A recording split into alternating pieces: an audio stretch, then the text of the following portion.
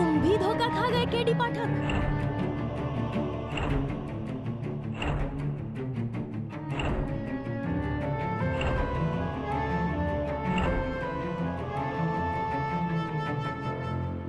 अचानक तुम्हें क्या हो गया प्रज्ञा? मैं प्रज्ञा नहीं, ऋचा हूँ और मेरी बहन बेकसूर है। वो डरपोक को तो एक मच्छर मारना नहीं आता और तुम्हें लगता है कि उसने उस स्वामी को मारा है। अगर तुम लोगों की वजह से उसे कुछ हुआ ना तो मैं मार दूंगी तुम्हें, मैं मार दूंगी तुम्हें, मार दूंगी। तुम्हें समझ में नहीं आ रहा है?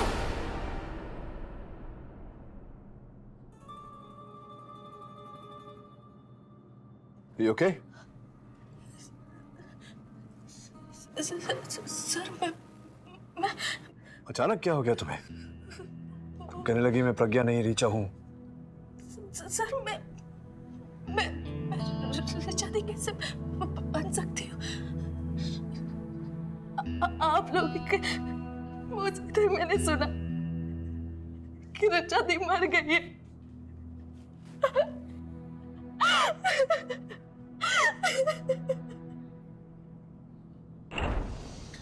इस लड़की के केस के चक्कर में केडी ने एक बड़ा काम जरूर कर दिया। इस डायरी में ऐसे ऐसे लोगों के नाम हैं कि स्वामी सत्यानंद का सत्य बाहर आ जाएगा। सावंत, चिन्मय ने इस डायरी के बारे में मुंह खोला? नहीं सर, अब तक तो नहीं।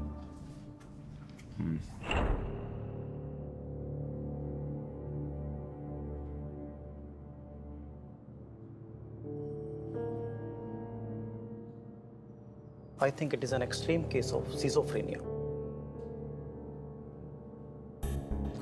एक मानसिकता में दो व्यक्तित्व, एक प्रज्ञा तो दूसरी उसकी बहन ऋचा। तो ठीक है ना, पूछिए इससे किसने मारा स्वामी को, इसने या ऋचा ने?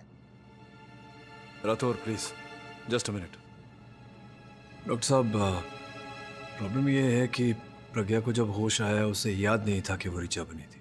वो इसलिए कि ऐसे केसेस में एक समय में एक जिस्म में एक ही व्यक्ति होता है और दूसरे को उसके बारे में उसके वहां होने का पता भी नहीं होता। अगर ये ऋचा बनकर कुछ करेगी तो प्रज्ञा को इसके बारे में पता भी नहीं होगा। वैसे भी सजा एक को हो या दूसरी को, जेल तो यही जाएगी।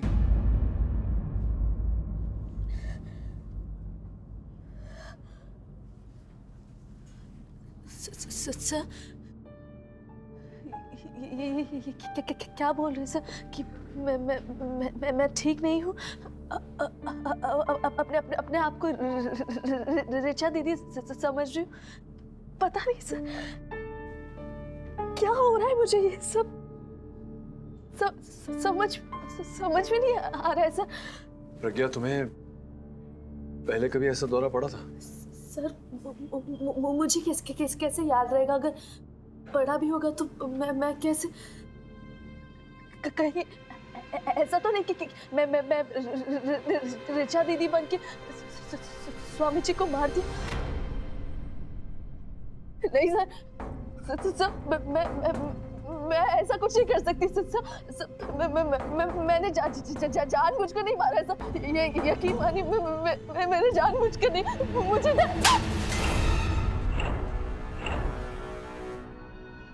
डरपोक कहीं की, जब देखो रोती रहती है। तेरी बहन जिंदा है अभी तुझ में, समझ में आया तुझे? जिंदा है।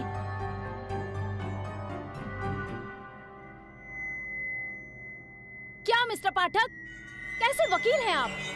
मेरी बेकसूर बहन को बचा नहीं सकते?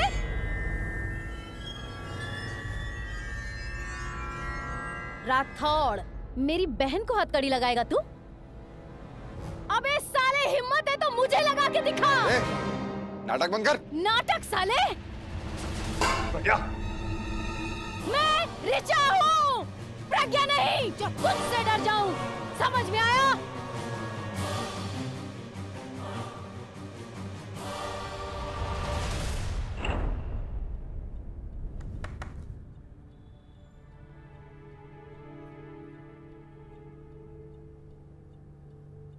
मतलब ऋचा कभी थी ही नहीं? वो प्रज्ञा ही थी जो अपनी बहन बनकर उसकी आवाजें निकाल रही थी। राइट।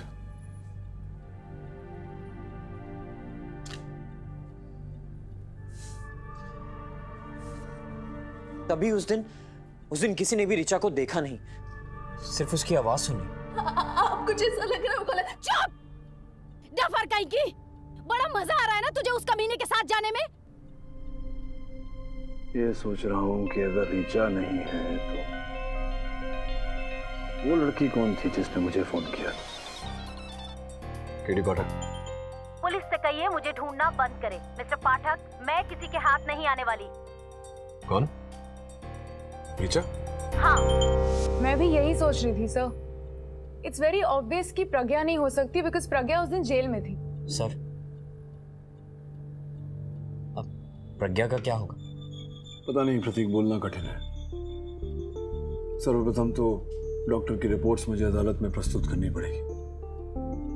यह साबित करना पड़ेगा कि उसका मानसिक संतुलन ठीक नहीं है, प्ली फॉर इंसैनिटी। और फिर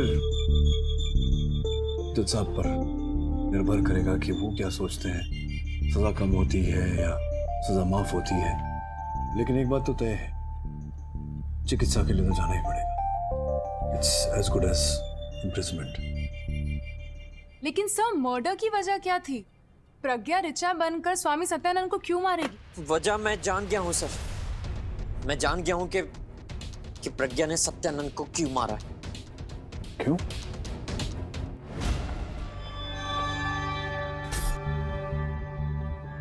देखा, अब मुंह खोला ना तूने। चल अब बता, इस डायरी का चक्कर क्या है?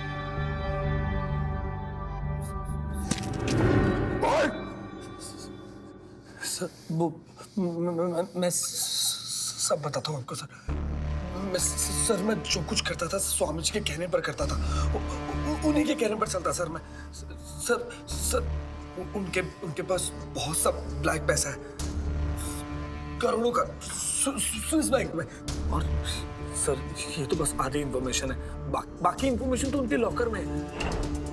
लेकिन वो सब ले गए। स्वामी जी के ध्यान कक्ष से चाबी चुराई उस लॉकर की। कौन ले गई? स्वामी सत्यानंद की पत्नी।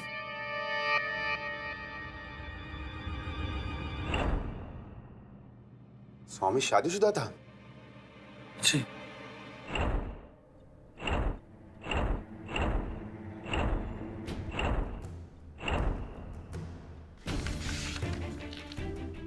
ये सब तो मुझे अभी बता दे। Sorry sir. सॉरी का क्या मतलब होता है? सर मुझे लगा इससे प्रज्ञा का केस और बिगड़ जाएगा, इसीलिए। और प्रज्ञा भी शर्म के मारे नहीं चाहती थी कि मैं ये सब आपको बताऊं। Really sorry sir.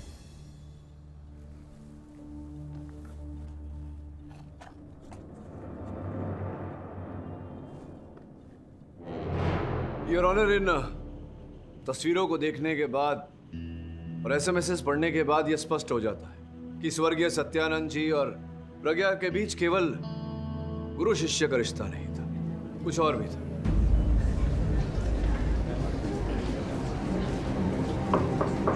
Order please, order. प्रज्ञा, जुल्म करना पाप है तो जुल्म सहना भी पाप है। अदालत को बताओ, क्या हुआ था तुम्हारे साथ? Sir,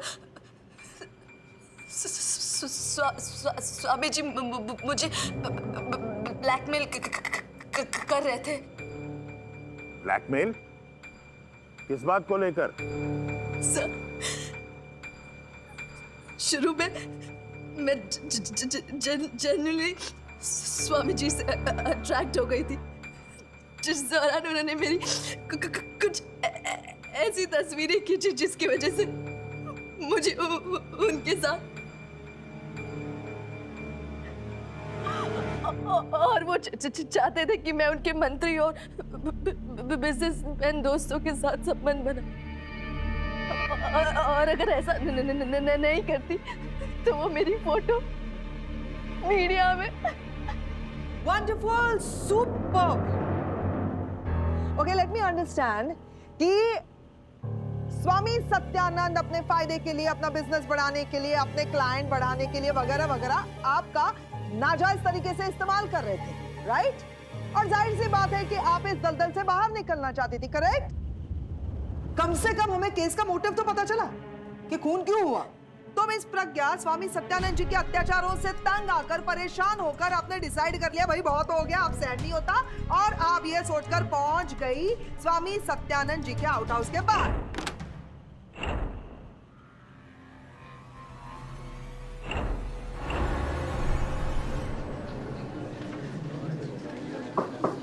order please order. ये अब कुछ भूल रही है ना क्या? कि हत्या इन्होंने नहीं की है, प्रज्ञा ने नहीं की है हत्या, इनकी बहन ऋचा ने हत्या की है। ऋचा जो मर चुकी है 10 महीने पहले, तो उसके भूत ने हत्या की? I mean, don't you think it's a bit too much? नहीं, ये जो आपकी टेढ़ी मेढ़ी बातें हैं ना मिस कोठारे, ये सब सीधी हो जाएंगी जब आप जीटी गवर्नमेंट हॉस्पिटल के डॉक्टर पंत का कथन सुनेंगी। योर ऑनर, आपकी इजाजत हो? इजाजत है। I think it's a case of split personality. एक ही जिस्म में दो लोग। मुझे डरपोक कहीं की, जब देखो रोती रहती है।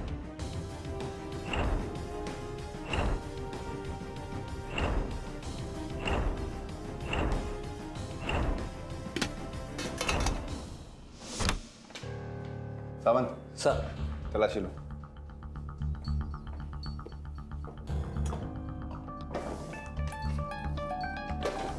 सर, स्वामी की मिसेस लगता है भाग गई सर। उधर देखो। सर।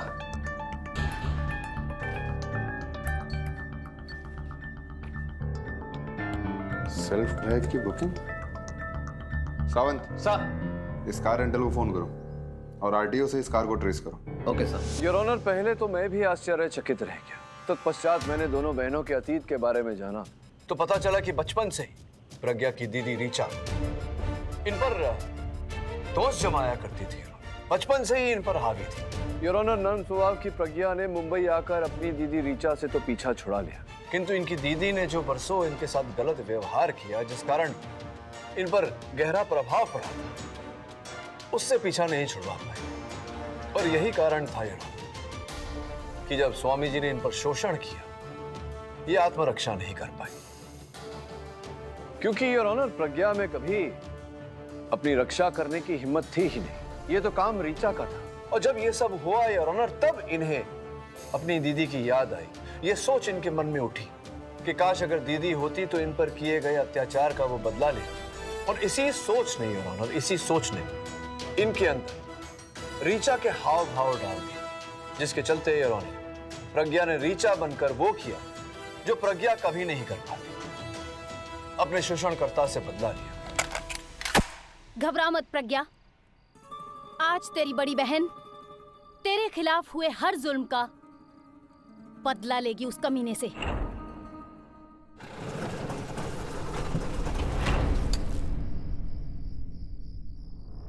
अरे तुम तो बहुत मजा आता है ना लड़कियों को फायदा उठाने में। बहुत फायदा उठा लिया तूने मेरी बहन का, अब अपने पापों की सजा भुगत तू।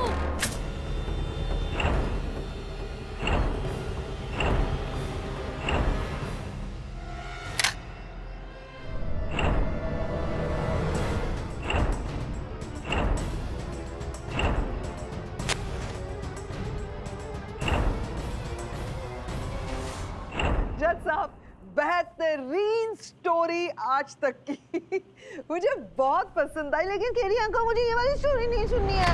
मुझे ना एक राजा रानी की, किंग क्वीन की स्टोरी सुननी है। वो वाली स्टोरी जिसमें किंग और क्वीन की ना एक प्रिंसेस भी होती है, छोटी सी। प्लीज प्लीज प्लीज कोई तो रिक्वेस्ट करो। जज साहब, आप भी कमाल कर रहे हैं, मैं इनसे रिक्वेस्ट कर रही हूँ और आप इनसे कह ही नहीं रहे। मुझे वो वाली स्टोरी सुनिए, राजा रानी वाली story. Your honour, miss Kothare. जज साहब प्लीज बोलिए ना इन्हें, मुझे स्टोरी सुनाए प्लीज। आप लोग क्यों नहीं उनको बोलते मुझे इसी वाली स्टोरी सुनिए। केरी अंकल मिस की। Kothare, stop this nonsense immediately. I will stop.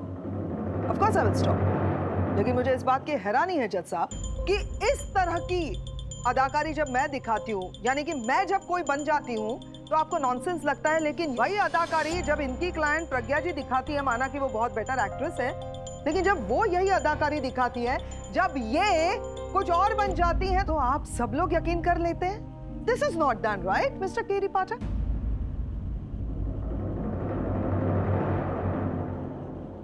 Come on Pragya ji, performance time. आइए, सबको परफॉर्मेंस दिखाइए। कम ऑन, रिचा को बुलाइए। I want to meet Richa. मैंने सिर्फ फोटोग्राफ में देखा उनको। रिचा को बुलाइए, चलिए। बोलिए डॉक्टर। प्लीज कीप योर काम। ये ढोंग कर रही हैं। आपने डॉक्टर्स की रिपोर्ट पढ़ी है, आप जानती है कि उन्होंने मना किया है। नहीं, डॉक्टर्स की रिपोर्ट पर विश्वास ही नहीं करती जब तक मैं अपनी आंखों से नहीं देखूंगी। मैंने देखा है इसे रिचा बनते हुए। आपने देखा है, मैंने नहीं देखा है। जज साहब ने ये तो क्या मैं झूठ बोल रहा हूँ? बोल सकता है अपने क्लाइंट को। तो सारी पुलिस, इंस्पेक्टर राठौर, सारे जज। सकता है, जब तक मैं विश्वास नहीं करती, अपने आंखों से नहीं देखती, तब तक। Your honour, this is ridiculous. तो तू मुझसे मिलना चाहती है?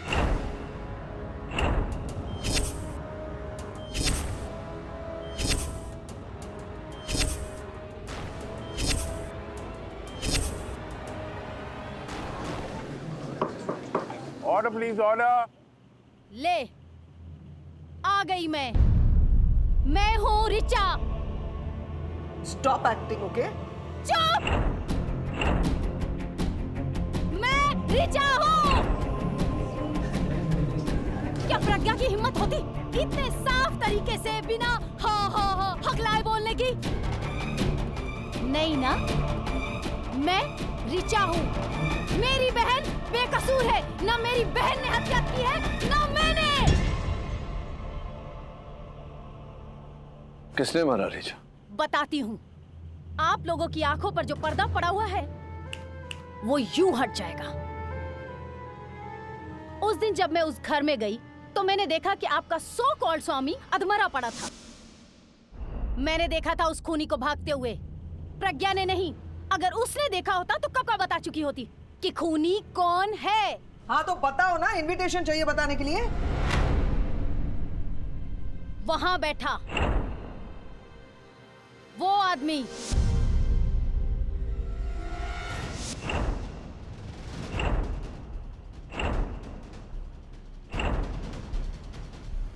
अब तक आपने देखा। मैं प्रज्ञा नहीं। डायरी में ऐसे ऐसे लोगों के नाम है।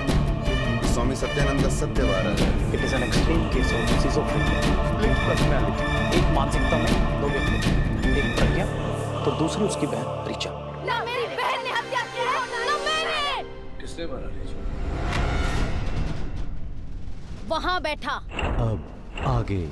Mind blowing, superb. मतलब अब इनके अंदर जो इनकी बहन आई हुई थी रिचा, वो भी कह रही है कि रिचा भी बेकसूर है। मतलब ना प्रज्ञा ना रिचा बनकर प्रज्ञा, ये दोनों कह रही है कि हम दोनों तो भाई बेकसूर हैं। खूनी कोई तीसरा ही आदमी है और वो है चिन्मय। सरासर बकवास कर रही है ये लड़की। ऐसी लड़कियों को उल्टा लटकाकर 3rd डिग्री देनी चाहिए। तेरी तो ज्यादा बकवास। इधर आ। कौन है खूनी? कौन है खूनी? अभी बताती हूँ कौन है रिचा, कौन है प्रज्ञा, ये भी बताती हूँ मैं बताती हूँ। मतलब ये लड़की यहाँ पर जज साहब आपके सामने, पूरे कोर्ट के सामने मुझ पर हाथ उठा रही है और यहाँ पर केडी पाटिल ये लड़की खून के पूरे कोर्ट को यहाँ पे मैसेकर क्रिएट कर सकती है। पागल हो गई है ये। इसके अंदर एक जानवर है, इस जानवर को सजा देनी है हमें।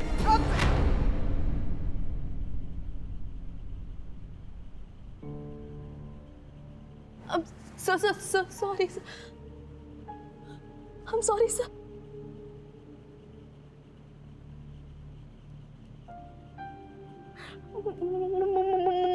मुझे नहीं पता ये सॉरी सर।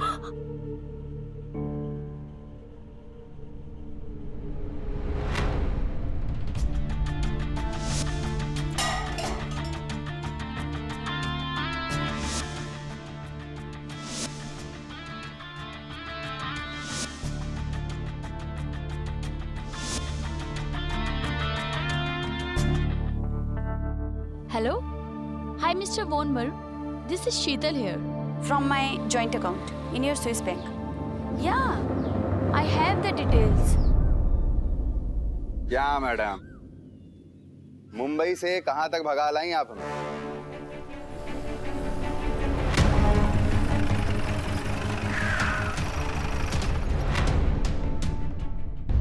हेलो सर, मैं वही रिचा बोल रही हूँ जिसने आपको फोन किया था। रिचा? सर एक्चुअली मुझे कोई आइडिया नहीं था कि ये सब क्या हो रहा है और कौन कर रहा है, लेकिन जब अदालत में प्रज्ञा का सच बाहर आया, मुझे आपको कुछ बताना है। प्रज्ञा, पिछली अदालत में तुमने हमें बताया था कि तुमने मतलब रिचा बनकर तुमने ऐसा बोला था कि जब तुम आश्रम पहुंची तो तुमने स्वामी जी के कक्ष से चिन्मय को भागते हुए देखा।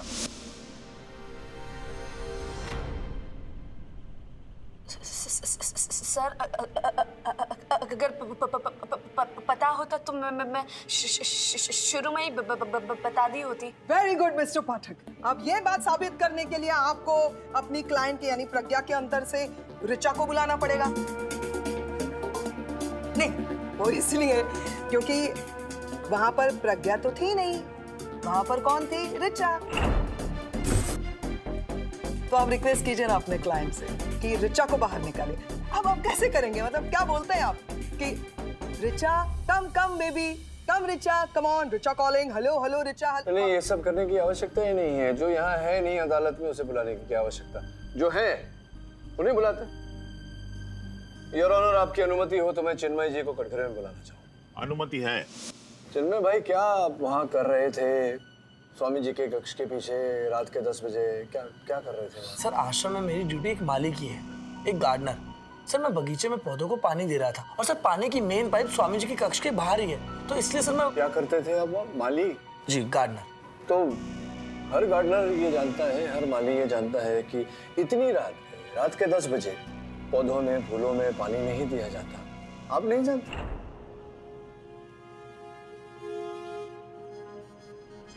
चलिए छोड़िए, क्या दे रहे थे आप पौधों में, फूलों में? जी, उन्होंने क्या कहा अभी? पानी, H2O, आपकी भाषा में जल। लेकिन प्रॉब्लम क्या हो रही है मुझे चिन्मय भाई कि स्वामी जी ने अपने आश्रम में वो जल बचाओ अभियान चलाया था, आपको पता है? जल बचाओ अभियान, जिसके अंतर्गत रात के 9 बजे से लेकर सवेरे के 4 बजे तक पानी नहीं आता था। मैडम, नो जल, नो वाटर, नो पानी, नो H2O।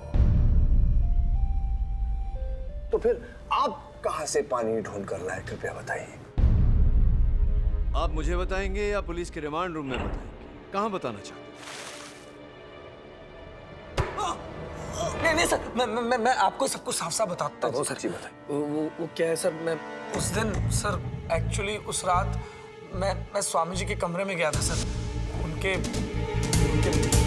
बैंक लॉकर की चाबी चुराने। सर लेकिन ये सब मुझे शीतल जी के कहने पर करना पड़ा। शीतल जी कौन? वो शीतल जी स्वामी सत्यानंद की पत्नी। Order order. स्वामी जी की पत्नी मर्डर से 4 दिन पहले वो मेरे पास आई थी। जिनमें मुझे पता है कि तुम्हें सत्या के सारे खुफिया अकाउंट्स की जानकारी है, लेकिन तुम ये नहीं जानते कि उसके सारे अकाउंट्स में मैं भी पार्टनर हूँ। आप मुझसे चाहती क्या शीतल जी? बस यही कि तुम सत्या के कमरे में जाकर हमारे जॉइंट अकाउंट की चाबी चुराओ, जिसमें वो सारे पेपर्स और बॉन्ड्स रखे हुए हैं, ताकि मैं उसके स्विस बैंक से सारे पैसे निकालूं। और हाँ, बदले में तुम्हें 10% मिलेगा। मतलब स्वामी जी से धोखा? धोखे से कमाए हुए पैसे को धोखे से लेना नहीं कहते, मौका कहते हैं, मौका। सर मैं लालच में आ गया था सर मैं स्वामी जी के कमरे में गया वो चाबी ढूंढने, लेकिन सर बहुत ढूंढा, वो चाबी मुझे नहीं मिली। और सर मैं निकलने ही वाला था कि सर स्वामी जी के साथ प्रतीक को देखा। सर दोनों के बीच में लड़ाई हो रही थी। सर मुझे समझ में नहीं आया कि ये क्या हो रहा है। सर मैं वहां से घबराकर भाग गया और सर मैंने बाहर से अंदर देखा सर। जी, उस रात में सत्यानंद से मिलने गया था। क्यों छिपाई तुमने ये बात? क्योंकि मुझे लगा कि फिर आप सब मुझ पे ही शक करेंगे। एक तो मैं पहले से ही शॉर्ट टेम्पर्ड, ऊपर से उस रात में उस आदमी से लड़ना ही तो गया था। क्यों? प्रज्ञा के लिए सर, और क्या। मैंने बताया उसे कि मुझे उसकी ब्लैकमेलिंग के बारे में सब पता चल चुका है, और उस कमीने को यह धमकी थी कि अगर उसने प्रज्ञा की तरफ आंख उठा के भी देखा तो मैं उसे जान से मार दूंगा। लेकिन मैंने उसे मारा नहीं सर, सिर्फ धमकी देके वहां से निकल गया। आई स्वेयर, प्रज्ञा की कसम। प्रज्ञा की कसम? प्रज्ञा की कसम? यही कसम आप रीचा पर भी खा सकते हैं। रीचा की कसम, उसी रीचा जिस रीचा से आपने मुझे फोन करवाया था अभी यहाँ अदालत में उपस्थित होने से पहले। बेचारी घबराई हुई लड़की ने मुझे फोन किया था आपके कहने पर। हेलो सर, मैं प्रतीक की कजन हूँ। उसने ही कहा था कि मैं आपको ऋचा बनकर फोन करूँ ताकि प्रज्ञा बच जाए। मेरा इस केस से कोई लेना देना नहीं है, इसीलिए मैं आपको ये सब बता रही हूँ। और क्या करता सर। प्रज्ञा को बचाने के लिए मुझे और कुछ समझ में नहीं आ रहा था। मैं जानता था कि जब तक ऋचा गवाही नहीं देगी प्रज्ञा कभी भी निर्दोष साबित नहीं होगी। इसीलिए मैंने अपनी कजन से ये सब करवाया ताकि आपको ऋचा के मुंह से प्रज्ञा की बेगुनाही का सबूत मिले। नहीं, जरा कंफ्यूजिंग सा है। ऋचा के मुंह से प्रज्ञा की गवाही और वो ऋचा जो ऋचा है ही नहीं, ये नहीं करना चाहिए। ये बताओ कि फिर तुमने चिन्मय को क्यों फंसाया? क्योंकि इस कमीने पर मुझे हमेशा से शक था। स्वामी के सारे खुफिया अकाउंट की खबर भी इसे ही है।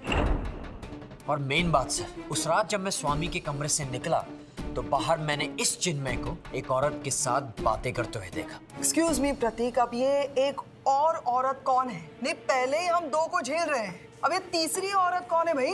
ये औरत सर स्वामी सत्यानंद की बीवी शीतल। मैं उस रात चिन्मय से मिलने गई थी। मुझे लॉकर की चाबियां चाहिए थी, लेकिन जब मुझे चिन्मय ने कहा कि लॉकर की चाबियां यहाँ नहीं है तो मैं सत्या के मरने के बाद उसके दूसरे आउट हाउस में गई जहाँ से मुझे लॉकर की चाबियां मिली। मैं उसके लॉकर से सारे अकाउंट पेपर्स लेकर अपने लिए पैसा विड्रॉ करना चाहती थी। मैं समझा नहीं। उस रात को आप स्वामी सत्यानंद जी से, सॉरी सत्या आपके पति, उनसे मिली थी? जी नहीं, मैं तो उस दिन उनके कमरे में भी नहीं गई। चिन्मय के साथ बाहर ही खड़ी थी और उस दिन मैंने भी इसकी तरह इस लड़की को वहां आते देखा, रिक्शा में, बिल्कुल अकेली। इसी ने मारा है मेरे पति को। बहुत सही कह रही हैं आप। ये कत्ल प्रज्ञा ने ही किया है, इसका एक और सबूत है मेरे पास। ये है ये नेल गन, कत्ल का औजार, और ये नेल गन प्रज्ञा का। फिंगरप्रिंट की ये रिपोर्ट भी है यहाँ पर। तो मेरे समझ में एक बात नहीं आती है मिस्टर केडी पार्कर, ये प्रज्ञा कुछ भी बके जा रही है और आप इस बात पर नहीं, बिल्कुल ठीक कह रही हैं योर ऑनर। प्रोसिक्यूटर साहिबा बिल्कुल उचित कह रही हैं। यही है ये नेल गन, हत्या का औजार, जिस पर प्रज्ञा के ही उंगलियों के निशान हैं, किंतु योर ऑनर इनके दाहिने हाथ। साथ साथ मैंने ये भी देखा कि जब जब मैं तुमसे मिला हूं प्रज्ञा, तुमने किसी भी वस्तु को उठाने के लिए अपने दाहिने हाथ का ही उपयोग किया है। लेकिन किंतु परंतु प्रज्ञा, उस दिन जब तुमने इंस्पेक्टर राठौर को थाली खींच कर मारी थी तब अपने दाहिने हाथ का नहीं बाएं हाथ का उपयोग किया था। और अदालत में जब तुमने जूता, याद है, पब्लिक प्रोसिक्यूटर साहिबा को जूता मारने का प्रयास किया था, तब भी तुमने राइट हैंड का नहीं लेफ्ट हैंड का उपयोग किया। अब तक आपने देखा, हर गार्डनर ये जानता है रात के 10 बजे फूलों में पानी नहीं दिया जाता। साथ साथ मैंने ये भी देखा कि जब जब मैं तुमसे मिला हूँ प्रज्ञा, तुमने किसी भी वस्तु को उठाने के लिए अपने दाहिने हाथ का ही उपयोग किया है। लेकिन उस दिन जब तुमने इंस्पेक्टर राठौर पर थाली खींच कर मारी थी तब अपने दाहिने हाथ का नहीं बाएं हाथ का उपयोग किया था। अब आगे एक मिनट, तुम जरा चुप रहना। जब तुमसे पूछा जाए तभी बोलना, समझी? मिस्टर पाठक, ये राइटी लेफ्टी ये सारी बातें करके आप क्या साबित करना चाहते हैं, जरा बताएंगे? नहीं, मैं बताने वाला था, आप जरा चुप रहिए। जब आपसे पूछा जाए आप तब बोलिए। योर ऑनर, ये चित्र है दोनों बहनों की। इससे साफ होता है कि प्रज्ञा ने अपने दाहिने हाथ में बैडमिंटन का रैकेट पकड़ा है, जबकि ऋचा ने अपने बाएं हाथ में बैडमिंटन का रैकेट पकड़ा है, जिसका अर्थ ये होता है योर ऑनर कि प्रज्ञा राइट हैंडेड है और ऋचा लेफ्ट हैंडेड, जिसका अर्थ ये होता है योर ऑनर कि इस नेल गन जो हत्या का औजार है, इस पर प्रज्ञा के दाहिने हाथ के उंगलियों के निशान पाए गए, ऋचा के बाएं हाथ का नहीं है, जिसका अर्थ ये होता है कि ऋचा ने कभी इस नेल गन को छुआ ही। मिस्टर पाठक, अगेन एंड मैंने आपसे कहा ना, आप शांत खड़े रहिए। जब पूछा जाए बोला जाए तभी बोलिए प्लीज। मैं दलील रख रहा हूं यहाँ। सॉरी योर ऑनर, जिसका अर्थ ये होता है कि इस नेल गन को कभी ऋचा ने छुआ ही नहीं, जिसका अर्थ ये होता है कि प्रज्ञा ने ऋचा बनकर जो कथन दिया है अदालत में कि उनके आने से पहले स्वामी सत्यानंद जी की हत्या हो चुकी थी, संभव है कि उस बात में सत्य हो, या फिर ये बात झूठ भी हो सकती है। I'm so sorry. With your permission, Mr. पाठक, क्या मैं अब बोल सकती हूँ? नहीं बोलिए ना प्लीज, औरतों को बोलने से कौन रोक सकता है। थैंक यू मिस्टर पाठक। ये आप ही की थ्योरी है ना मिस्टर पाठक? प्रज्ञा राइटी है, ऋचा लेफ्टी है। इस नेल गन पर दाहिने यानी कि राइट हैंड के उंगलियों के निशान हैं और इस केस में राइटी कौन है? प्रज्ञा। यानी कि इस गन पर किसके उंगलियों के निशान हैं? प्रज्ञा के। खून इसी गन से हुआ है यानी कि खूनी कौन है? प्रज्ञा है। मैं बार-बार यही बात आपको समझा रही हूं।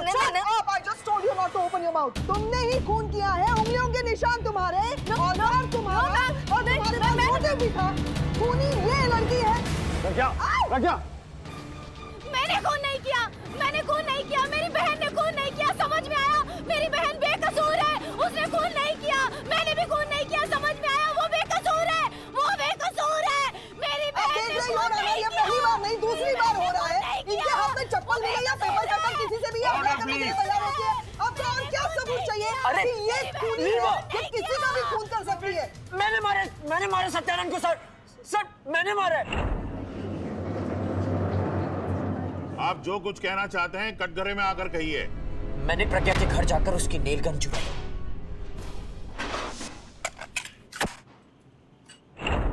और उस रात आई किल्ड। मैंने मारे और इस बात का मुझे कोई गम नहीं। मुझे फांसी पे चढ़ा दो लेकिन इस लड़की को छोड़ दो। यह अदालत मिस्टर प्रतीक झा के इकबाल जुर्म के बाद इस मुकदमे में मिस प्रज्ञा पारेख को निर्दोष मानते हुए उन्हें बाइज्जत बरी करती है और मिस्टर प्रतीक झा को हिरासत में लेने का हुक्म देती है। This case is closed. Pratik ने सर उसने ये सब मेरे लिए किया है सर। अब उसका क्या होगा सर? प्रज्ञा, मुकदमा चलेगा उस पर। ये सब मेरी वजह से हो रहा है सर। सर प्लीज बचा लीजिए सर। क्या आप उसका केस ले सकते हैं सर? I know प्रज्ञा, लेकिन उसने अदालत में इकबाल जुर्म किया है। उसके बाद मैं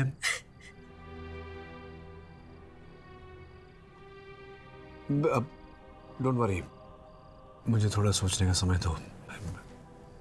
I'll do something. तुम अकेली गई थी वहां प्रज्ञा? सच बोलो, गई थी या नहीं? ऋचा दीदी भी मेरे साथ थी। तुम भी धोखा खा गए केडी पाठक। अचानक तुम्हें क्या हो गया प्रज्ञा? मैं प्रज्ञा नहीं, ऋचा हूँ। ऐसा तो नहीं कि मैं ऋचा दीदी बन के स्वामी जी को मार दी। क्या मिस्टर पाठक, कैसे वकील हैं आप? मेरी बेकसूर बहन को बचा नहीं सकते?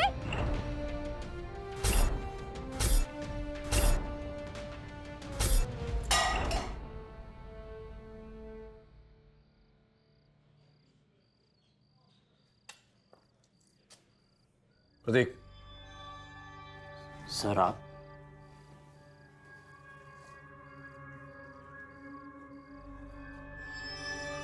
इतनी रात को? मिस्टर प्रतीक, इस केस में आपका वकील कौन है? देर से आने के लिए क्षमा चाहता हूं your honour. Mister KD Pathak, आप? योर ऑनर, इस केस में मैं ही प्रतीक की वकालत करूंगा। योर ऑनर, हुआ ये कि कल रात मैं प्रतीक से भेंट करने गया।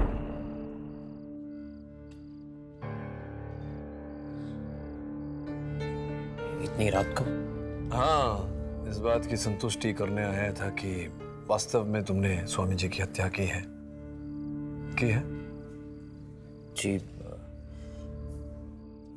जी सर। आई एम सॉरी, मैंने आपसे बार झूठ बोला। नहीं, कोई बात नहीं। अब तो झूठ सुनने की आदत सी पड़ गई है। जैसे कि अभी तुम झूठ ही बोल रहे हो मुझसे। मैं समझाता हूँ कि तुम्हारे ही कथन अनुसार तुमने प्रज्ञा को बचाने के लिए स्वामी जी की हत्या की। प्रश्न ये उठता है कि उसी हत्या के आरोप में तुमने प्रज्ञा को ही क्यों फंसाया? समझ में नहीं आ रहा है कि तुम तब झूठ बोल रहे थे मुझसे या अब झूठ बोल रहे हो मुझसे? वो इसलिए यार क्योंकि प्रतीक हत्यारा नहीं है, हत्यारा कोई और नहीं। कौन है जी?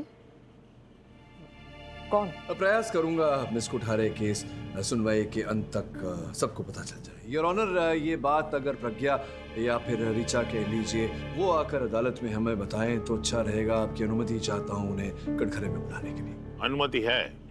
कैसी हो प्रज्ञा? ठीक हो सर। ऋचा कैसी है? वो नहीं, वो तो तुम्हारे अंदर जो ऋचा है वो कैसी? I don't know. I don't know, you know Pragya, तुम्हें पता होगा ना। तुम दोनों बहनें एक दूसरे के बारे में जानती हो सब कुछ। तभी तो प्रज्ञा को पता था कि ऋचा के हाथों से मेरे हाथ पर वो घाव लगा था तुम्हारे केस की सुनवाई में। तभी तो प्रज्ञा ने, यानी कि तुमने, मेरे दफ्तर में मुझसे पूछा था कि मेरे हाथ का घाव कैसा है। अब आपका हाथ कैसा है सर? हाँ ठीक है, छोटी सी खरोंची थी। अगर तुम्हें नहीं पता कि ऋचा क्या करती है तो फिर तुम्हें कैसे पता कि मेरे हाथ पर घाव लगा था? डॉक्टर ने तो कहा कि मैं बीमार हूँ। तुम बीमार नहीं, तुम बहुत बड़ी स्टार हो, बहुत बड़ी कलाकार हो। ये ऋचा प्रज्ञा, प्रज्ञा ऋचा, ये और कुछ नहीं, तुम्हारा अभिनय था बस। अगर यही अभिनय तुम किसी चलचित्र में करती तो तुम्हें पुरस्कार मिलता, लेकिन यहाँ अदालत में तिरस्कार मिलेगा तुम्हें। और सिर्फ तिरस्कार नहीं, जेल, कैद, उम्र कैद, शायद फांसी भी। और यही सजा है, यही दंड है जो तुम्हें मिलना चाहिए। तुम जैसी ओछी कमीनी औरत।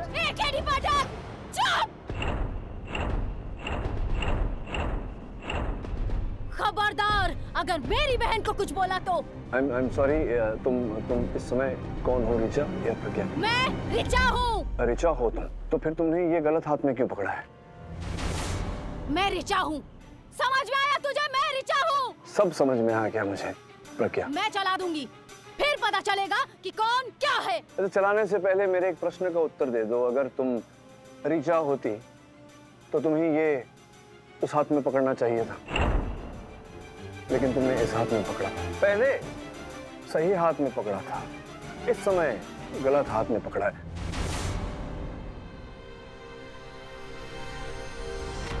नहीं, मैं समझाता हूँ, पहले ये मुझे दे दो, इसमें कुछ है ही नहीं, खाली है ये।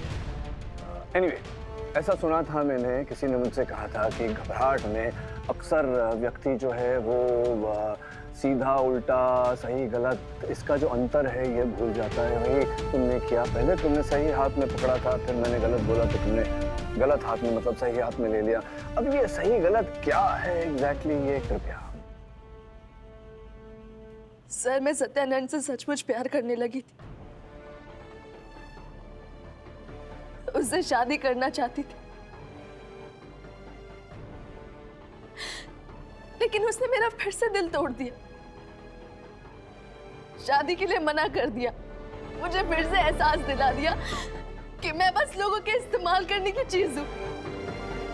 इस्तेमाल किया और फेंक दिया, लेकिन इस बार मेरे सब्र का बांध टूट गया था। मैंने सोच लिया था कि मेरी जिंदगी में जितनी भी घटना घटी है उन सब का बदला मैं सत्यानंद से लूंगी। और मैंने अपने अतीत के हादसों और ऋचा दीदी की पर्सनालिटी को छोड़कर, आप कुछ ऐसा लग रहा है, बोले डबल कहेंगे। बड़ा मजा आ रहा है ना तुझे उस कमीने के साथ जाने में, लेकिन तू आज की बात उससे नहीं मिली। और मैंने सबको धोखे में रखा, बस आज नहीं जाएगी तू।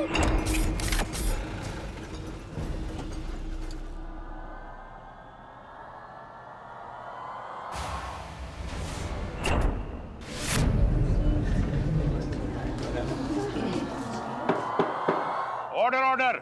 सोचा कि अगर पकड़ी भी जाऊंगी तो बीमार कहकर मुझे छोड़ दिया जाएगा, और वैसे ही मैंने किया। प्रज्ञा, सोचने वाली बात है कि अगर इस विश्व में हर व्यक्ति अपने तिरस्कार का बदला हत्या से ले तो क्या होगा इस विश्व का? जाल तो आपने अच्छा बना था, किंतु अपने ही जाल में फंस गई ना।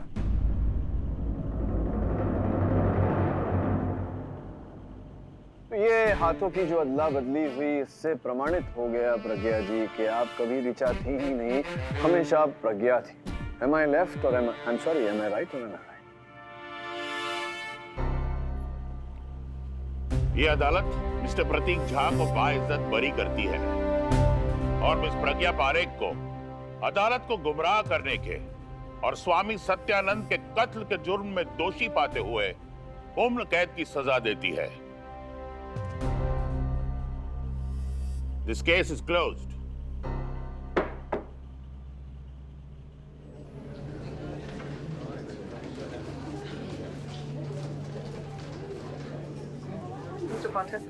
Thank you miss Kothare. वैसे एक बात तो जी। मुझे ऐसा लगा कि आपने इस लड़की प्रज्ञा पर भरोसा करके बहुत बड़ी गलती की। नहीं मिस कोठारे, किसी पर विश्वास करना गलत नहीं होता। विश्वास के बलबूते पर ही तो ये विश्व कायम है। गलत अगर कुछ है तो किसी को झूठा विश्वास दिलाना, और प्रज्ञा को उसके किए का दंड मिल गया। सी एक बात मानेंगे? क्या? ये केस तो मैं जीत गई। जहां से मैं खड़ा हूं मिस कोठारे, मुझे ऐसा दिख रहा है कि आज न्याय जीत गया, और न्याय के साथ विश्व के हर अदालत में इन वस्त्रों में खड़ा हर व्यक्ति जीत गया। हाँ, इस कैलकुलेशन के हिसाब से तो आप भी जीत गई।